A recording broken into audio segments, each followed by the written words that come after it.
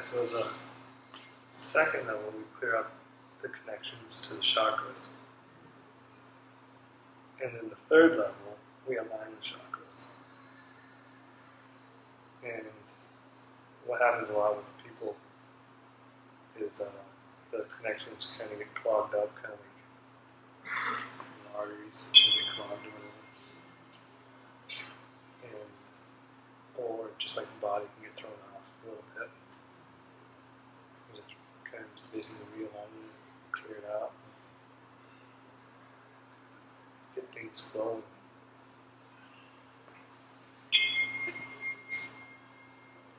The guy who taught me this, Christopher, said that he's seen cancer literally disappear in front of his eyes. Yeah. Goiters disappear.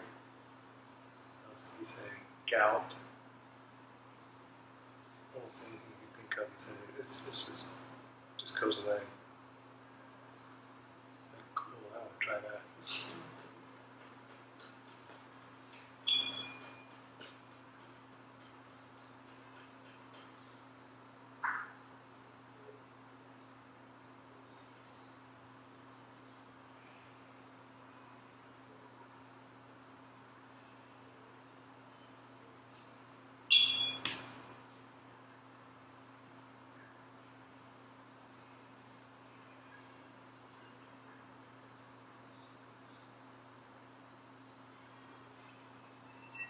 Not busy doing this or being a great dad or a great husband. What do you do?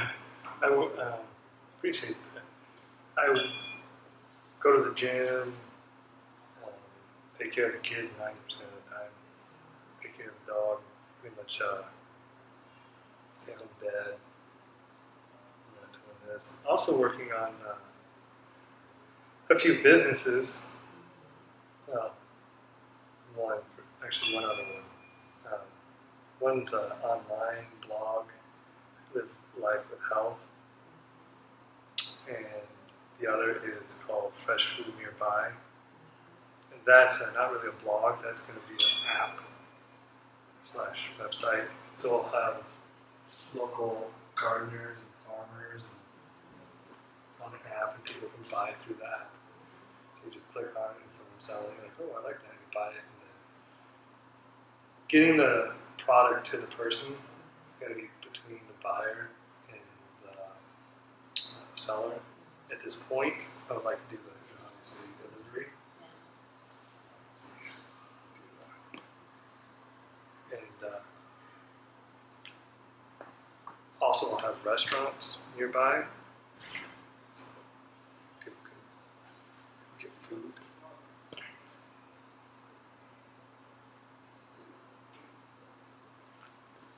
Just don't have it all kinks worked out yet.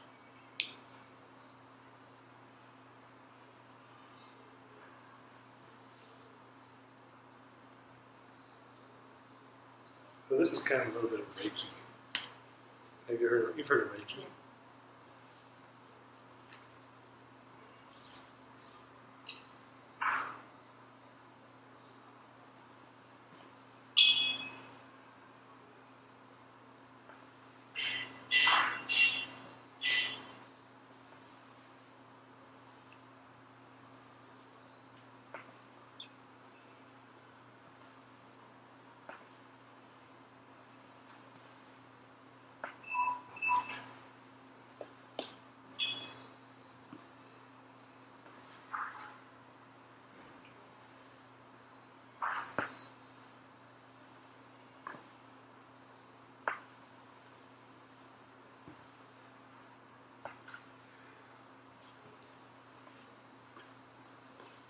Being a stay-at-home dad is not a bad thing. Oh, no, yeah. Because you got to take care of it. Someone's got to take care of the kids. Yeah, and it's fun at times. Well, I can't say it's not that at all. I think the moments when I allow myself to get upset. But I never got upset, and I'd probably be a weirdo. That's true. I don't know who doesn't get upset. Even Jesus got upset. And even the Buddha, I was told. This one I love. It's called the DNA fork. What it does is literally clear out and decompress the DNA, because everybody gets full of stress at some point. I don't care who you are. Well, I have plenty of stress. Yeah. And this guy, what happens when you get bombarded with stress is, the other ones, is the DNA actually gets affected at a cellular level. It can compress. It's improvement. And when that happens, then you have to function as well. You're more susceptible to getting sick. A great example is my wife. She's been really stressed out with work. And then she got the flu the other day. Fortunately, it lasted real short, like a couple of days. But she knew, and I knew, that she didn't stress me up a lot.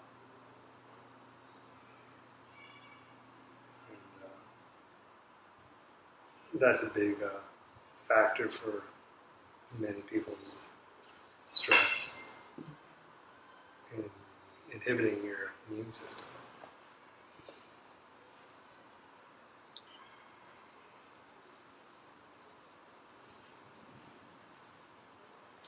This one that I have now is the Egyptian cubit. It's actually, my teacher got the measurements of the Egyptian cubit and did the mathematic conversion to a tone. So it resonates with ancient Egyptian pyramids. Because they're the same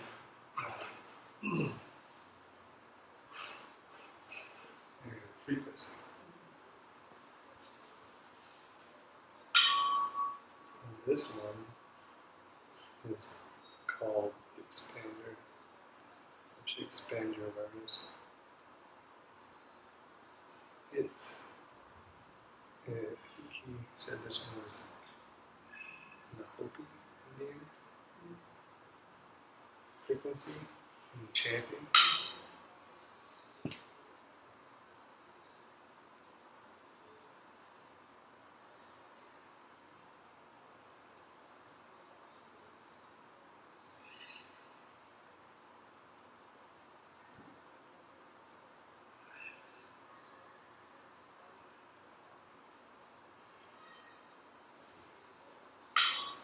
So, what have you been doing this week? For a few years, I started in 2016 or 15, I don't know, 15, I think, or 16. And I've done mostly metaphysical fairs.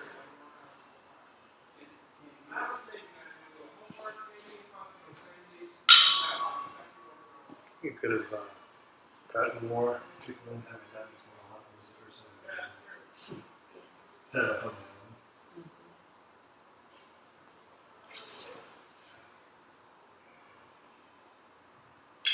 This one's from the chanting of who's resonates with the frequency of the chant.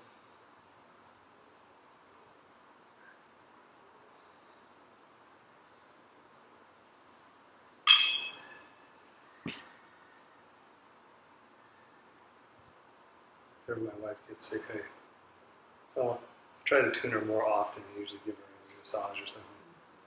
But when she's feeling really down, I'll give her a tune. She's good to go in the next 2 days.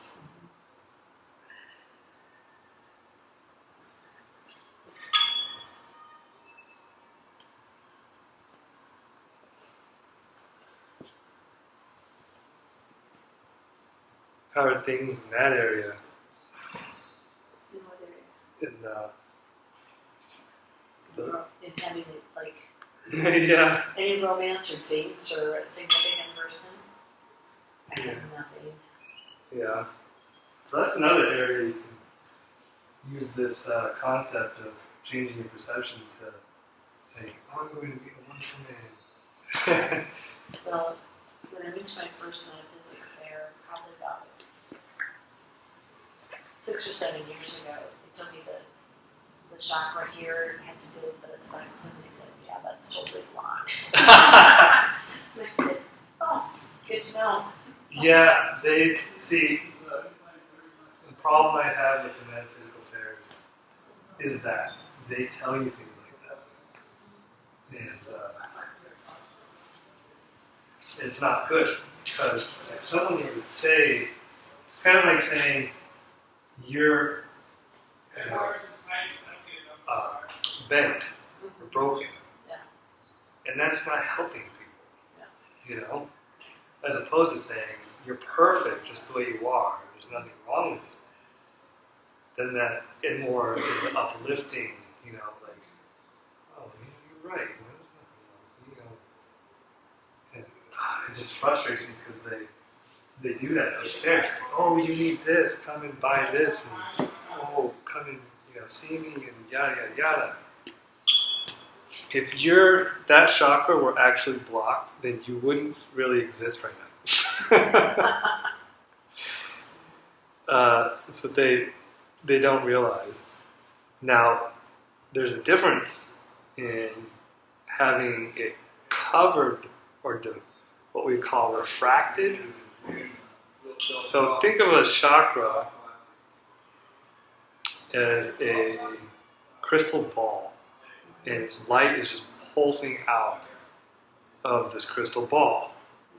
Now, when you put something over the crystal ball, it's not that it can't shine, it's just not as bright. It's deflected like if you have dirt on it, it's shining through the dirt, and you can see the light, but it's just not as brilliant. So that is what actually happens, is it's still shining, it's just not as brilliant as it could be.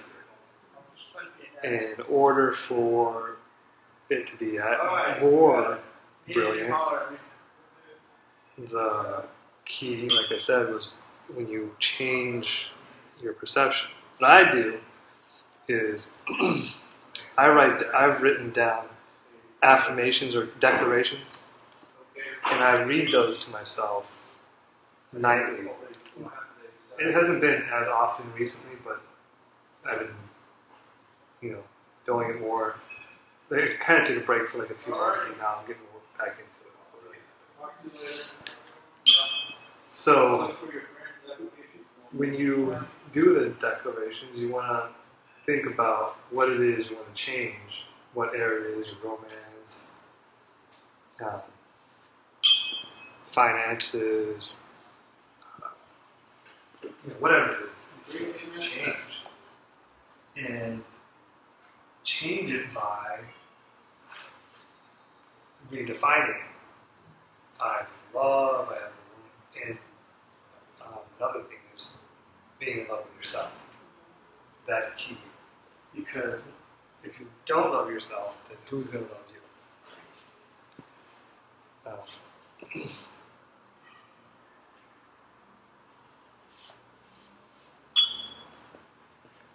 So, yeah, for example, relationships, I would say, like, I'm getting the love of my life. And then you can define what this person, how he is, what he looks like.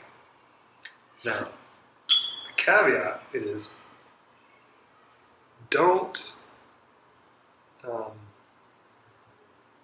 do it forever. Because you're going to be thinking, where's this guy at? Looking for him, and you're going to think about it all the time, putting a lot of energy into it. And then the universe is going to be like, stop. thinking about it. Let me just take care of it, and you just go about your life. It's kind of like a genie. You have a wish, and then you let that wish go, and then bam, it comes true.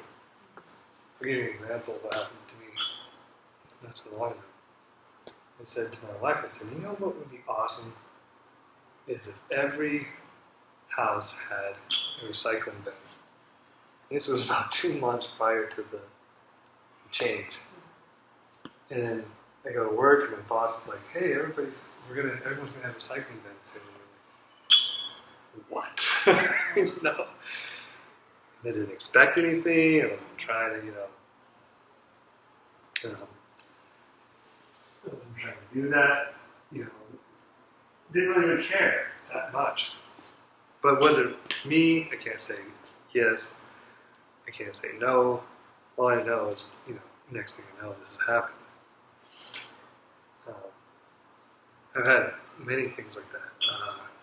There's another time where my wife and I went to my father-in-law's place, and he had an electric keyboard. Kids loved it. They're playing on it and everything. We were playing on it together. Everything was great. And then I had a vision in my mind of us playing on it. And 2 days later, the lady calls my wife up and says, "Hey, I have an electric keyboard. Would you like to buy it?" She's like, "Okay. How much do you want for it?" She's like, "Oh, $50. She's like, "Well, I have like 25 on me, honestly, right now." She's like, "Oh, that's okay. I'll bring you a stand and everything." And it turns out the keyboard's like over $100. Wow. Yeah. It's that. And this can happen to anybody. Everybody feels like they're the victim, but once you realize that you're the hero, then it all changes. Another one, define yourself as the hero. It's huge, because you can not necessarily take control, but you can redirect your boat.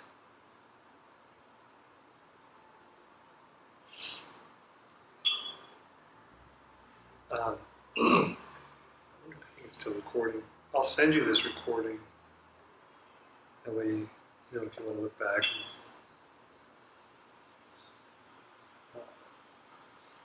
about some of the things I said, and feel like helps you out.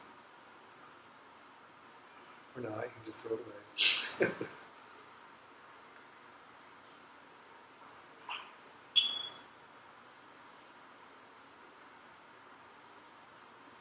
Visualization is huge. You visualize that, that perfect someone. And you guys you can do the whole date thing, walking along, holding hand, you go out to eat. The more detail you can put in the visualization, the faster it will show up, and it'll be almost exactly what you envision. Yeah, because like I said, I had that vision, and boom, 2 days later, it just shows up. It's phenomenal, and it's with the energy that we're going at right now as a entire planet. Things are going to come into fruition much faster than you think. Because once we hit that December 12th, or December 21st, December 21st mile mark, you could say, where they're like, "Oh, the world's going to end," blah, blah, blah. They were right, but they were wrong. It's the end of an age. It's the end of tyranny, you can call it. And I know a lot of people don't like Trump, which I don't say I like him a lot either way. But he's a great example of how fast the change is going to happen. because he's not a typical politician. And once you see something like that, it's not a typical politician, and the earth changes with the volcanoes and all that stuff. It's saying that things are changing and erupting and moving into a different direction. It's not like an end of humanity. But it is what we want and what we think about will come much sooner than we think. Yeah.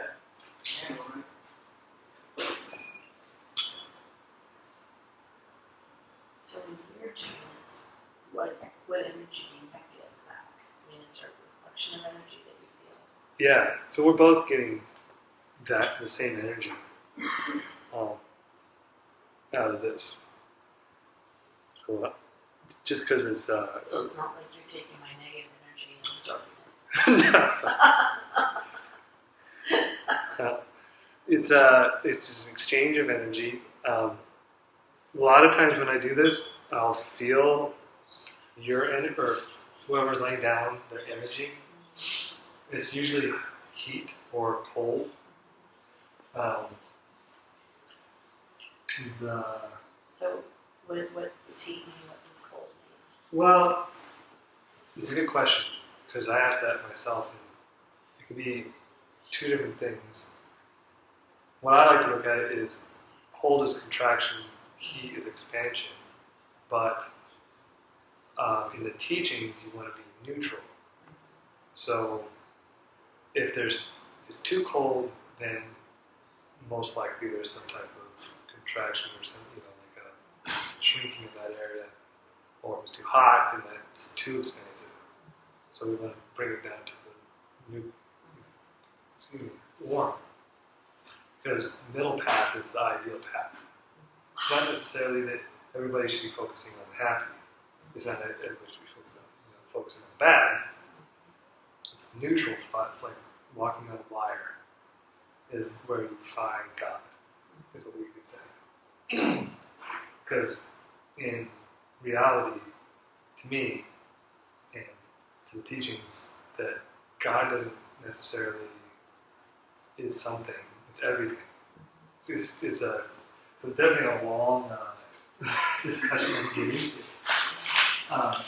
But the essential part is, trying not to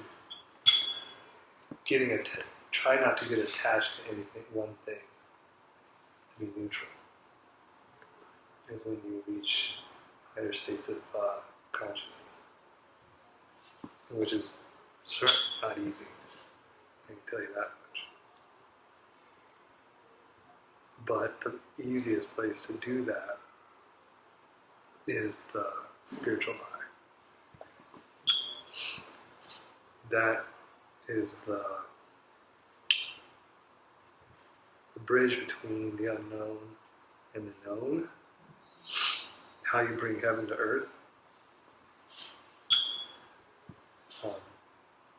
Because in that area, the spiritual eye, chakra, whatever you call it, is like the connection between the physical and the God consciousness, but yet, so it's not down here. It's above. You're rising above it. Everything. Does that make sense? So this is your subconscious in your neck, and then your conscious is your heart. Then your memories is this chakra here, and then the next one right here is your emotions, and then the physical. Everything is important, and this is the spiritual eye, like Christ consciousness, and then up here is God consciousness, where there's nothing, not even, it's just emptiness, but it's full.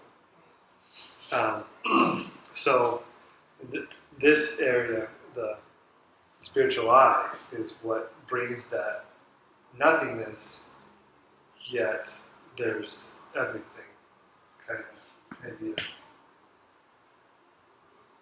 The reason why you don't focus on God consciousness is because, first of all, not a lot of people know about it, experienced it. Only like a select few have made it to that awareness. I've done it once, and only experienced it briefly. I remember just waking up. It was almost as if it was a dream.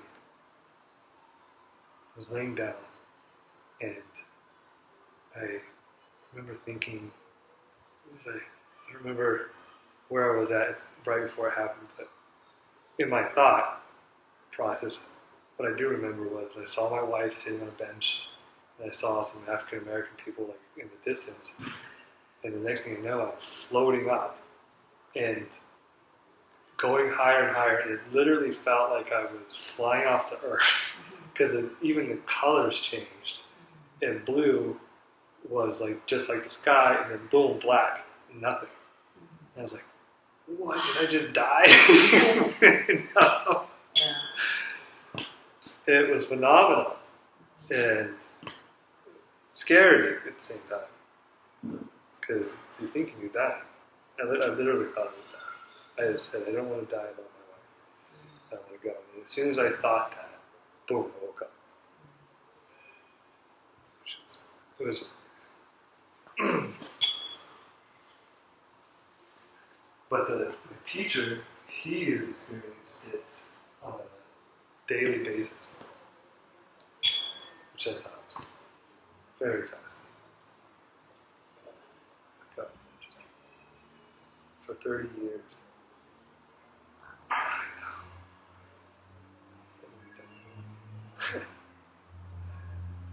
Well, sometimes it's the fear of the unknown, and so you don't know it. Mm-hmm. But you want to. At least I do. I'm like always wondering, what's this one? What is it? What's this really all about? What are these realms that people talk about? Because I've heard others talk about those different realms and levels and stuff. What are you talking about? And I asked him that. I said, so what is it? How come I don't experience that? The only way thing that you guys, you say you experience all these things, but I haven't had the experience of like these different realms that people talk about. I say, well, you guys, in fact, he said everybody in the group that can move beyond that, that you're on a different path. They kind of like skipped over it, went into the Christ consciousness and or subconscious level that those realms are below you, sort of like your awareness. I understand that now, looking back, because I've had I remember one day we were sitting in our living room, and my mother-in-law was there, and with my wife, and the radio turned on. It was Irish dancing music, and my wife used to do that as a job. She used to dance and stuff like that, and she started dancing, and all of a sudden I felt this overwhelming emotion, wanting to cry. I'm like, oh my God, I don't want to cry. And it was my mother who said, I think I'm going to cry. I'm like, what? Is that? Oh, okay, I started to understand these concepts. Like everything's a reflection of myself, and so if she feels that way, then I'm feeling that way, but if I'm not feeling that way, it starts to convolute and confusing. But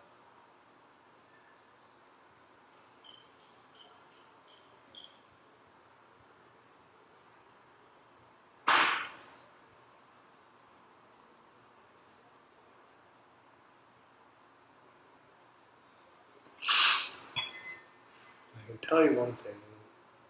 people experience this, they typically pass out and like they just snore around you. That's funny. And she'd wake up on her own snores because she could snore so bad, and then she'd lose uh, ability to breathe. And she'd wake up. She would have a very hard time trying to stay awake. So you're saying I'm going to pass out and it'll to be midnight before I wake up? Yeah, it might be a little. Probably have to just do 2 levels because time and trying to get you back to your home because you're going to be a little woozy. That takes a minute. But I've been talking your ear off, so I've been keeping you conscious.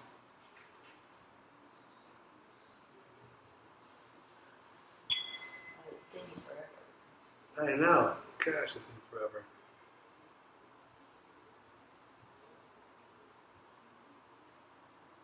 That's cool. I just saw like a blue flash.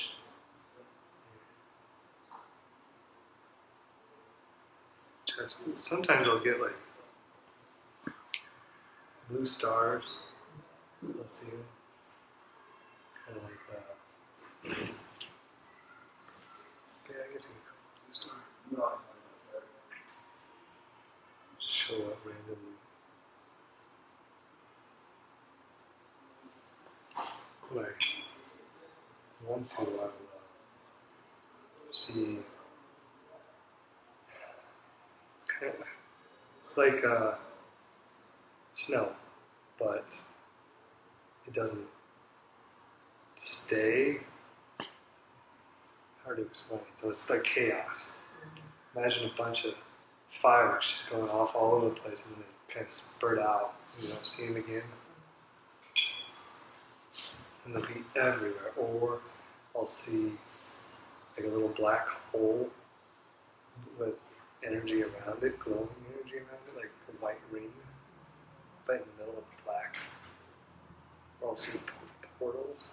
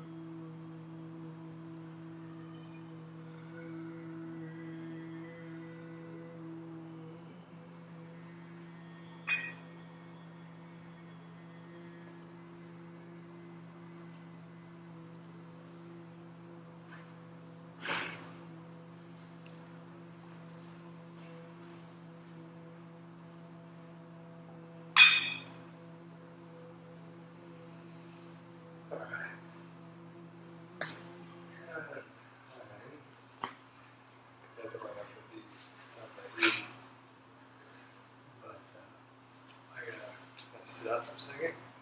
Bring it down. What Huh? did you say? I ran out of time. Good God. Just get it. Wow. I can't believe it. A whole hour went by. Yeah.